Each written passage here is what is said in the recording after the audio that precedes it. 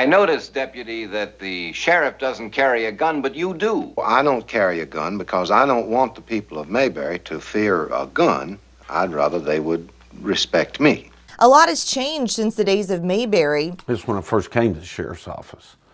This is 1981. The same can be said since Steve Kessler first pinned on a badge. Well, I started working at the Mount Hope Police Department in the summer of '76, just out of high school. 40 years later, Kessler is still going strong as the sheriff of Fayette County. I remember when I first started at the city, I actually just rode with somebody about 4 or 5 days, and then they gave you a uniform and your badge, and set you out the door and said, have at it. So you didn't get a lot of training. From increased training to the increase in crime, a lot has changed.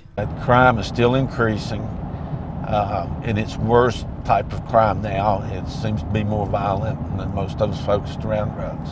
And to the way those crimes are solved from when he first took the oath of public service. You might have a Polaroid camera, tape recorder, and that's about it, and your paperwork and stuff. Today is pretty technical.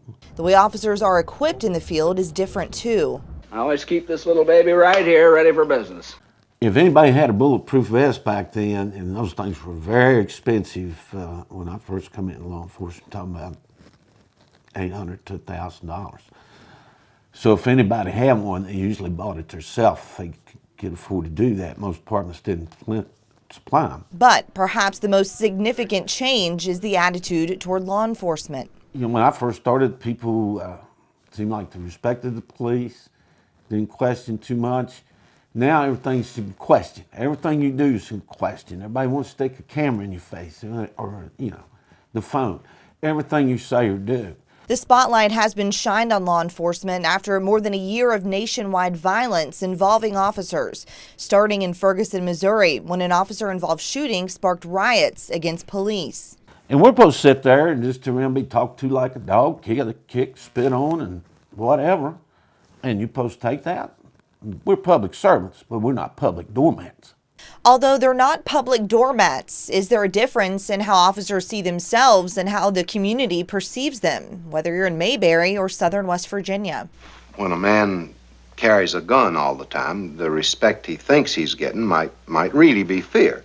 The shift in how the public perceives law enforcement ignites change, even in a small place like Fayette County. Makes us be more careful, makes us be a little bit more cautious. Everybody here's got body cameras now. I put them on there. Our officer complaints actually went down. Despite the changes, Sheriff Kessler has an optimistic view on the legacy he'll leave. Then I did my best. Then I tried to treat people good. I actually was sincere about doing my job. Obviously, a lot has changed in law enforcement over the years. One thing really that sticks out that's changed the most are the dangers of the job. Absolutely. There are many dangers in the job. And for more on that, Megan Carr's been working on the story. And Megan, what do you have for us for tomorrow? Absolutely. You guys are talking about the dangers. And something interesting that JP Stevens said to me was, until this past year, he didn't even wear his bulletproof vest. But now he does. And we're going to talk about the dangers, and that's coming up on 59 News tomorrow.